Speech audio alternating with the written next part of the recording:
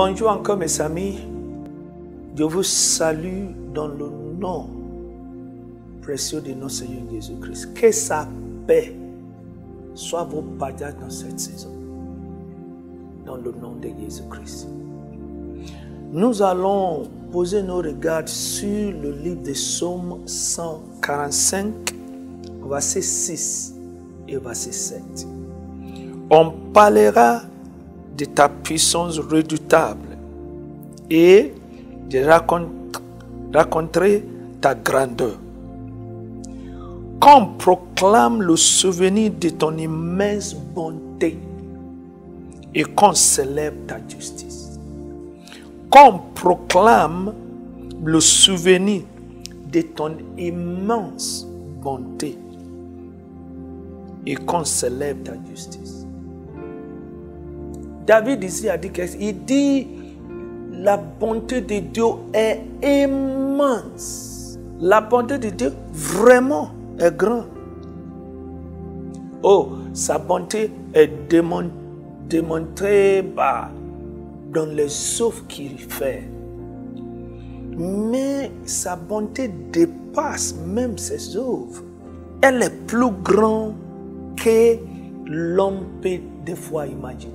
La grandeur et l'immensité de la bonté de l'Éternel est démontrée dans l'un des paraboles que Jésus-Christ a donné à ses disciples.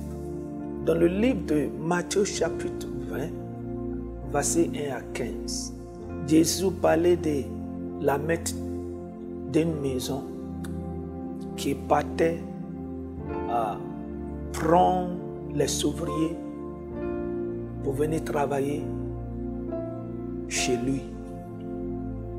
Il est parti très tôt le matin à 6 heures. Il a pris quelques groupes. Il a jugé les salaires et puis ils ont commencé à travailler chez lui. Il est reparti à 9 heures.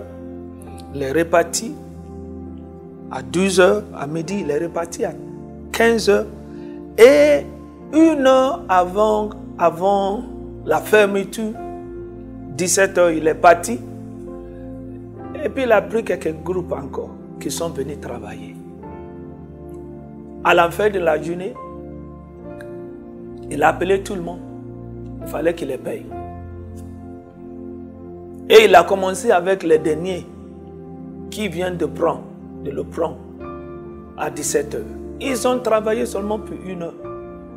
Il les a donnés ce qu'il avait convenu avec les gens qui l'a loué à partir de 6 heures. Il les a donné la même chose. Tous les groupes ont reçu le même salaire. Et les gens qui sont venus pour la première fois, qui sont travaillés depuis 6 ans, se plaignaient. Il dit, maître, tu nous as payé le même montant que tu as donné aux sots qu'ils ont venu travailler pendant 1 heure. Nous, on avait supporté tout le chaleur de la journée. Et le maître lui dit, vois ce qu'il a dit, je vais lire. Il dit, où vois-tu de mauvais œil que Dieu soit bon? Pourquoi tu regardes avec un mauvais œil de la bonté que je suis disposé à montrer aux autres? C'est ça. La bonté de Dieu, ça ne vient pas parce que on a fait quelque chose. C'est parce que Dieu, dans sa nature, est bon. Ça là, c'est la bonté de Dieu dans son état la plus pure. C'est la grâce de Dieu. Il y a les gens qui vont dire, ah, ça là, c'est pas juste. Dieu préfère d'être bon que d'être juste. Parce que c'est sa nature. Et en Nouveau Testament, il nous a donné sa justice comme cadeau. Parce qu'à partir de la démonstration de sa bonté. Aujourd'hui, je veux que toi-même que tu réfléchis.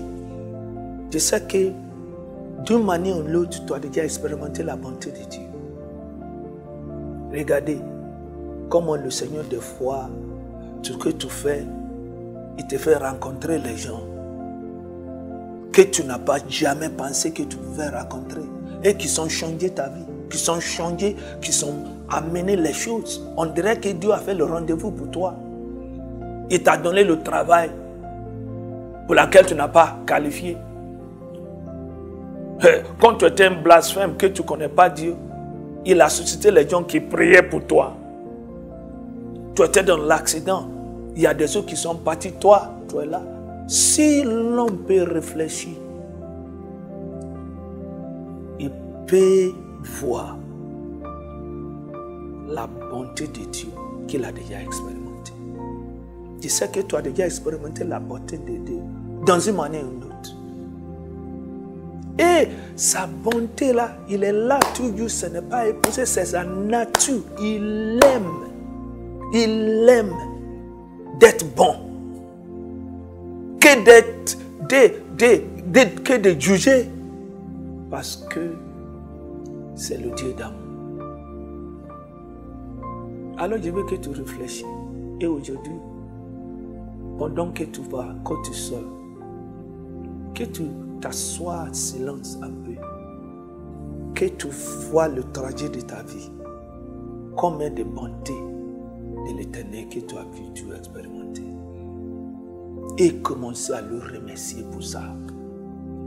Parce que toi-même, tu sais, pour tout ce que tu lui rends grâce, il te donne en plus. Alors si tu veux expérimenter plus de sa bonté, remercie-lui pour la bonté que tu as déjà expérimentée. Et commencer à prier aussi, Seigneur, enlève de ma pensée les forteresses qui me bloquent de comprendre l'immensité de ta bonté. Ça là, c'est une grande prière. Parce que beaucoup de nous, on est bloqués dans nos mentalités. Mais Dieu est bon. Et sa bonté est immense. Ce sont les gens qui ont travaillé pour une là, qui ont expérimenté la bonté de Dieu. Jésus, ce qui est l'autre. Les autres là, un jour viendra et vont expérimenter aussi la dimension de la bonté de Dieu comme ça. Mais on reçoit, on l'expérimente quand on le recherche, quand on a une pensée que, ouais,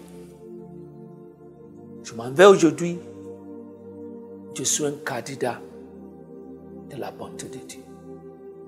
Il faut amener ça dans ta tête, que tu es un candidat de la bonté de l'Éternel. Et aujourd'hui, je prie sur toi au nom de Jésus. Que toi aussi, pendant que tu lui remercies pour la bonté que tu as déjà expérimentée, tu vas expérimenter plus de la bonté de Dieu dans une manière folle qui va te surprendre, qui va te faire exclamer au nom de Jésus-Christ. Sois béni. Et Dieu est bon, immensément bon. Sa bonté est immense, grand, incompréhensible par les pensées humaines. Tu vas l'expérimenter. Dieu te bénisse et à la prochaine. Amen.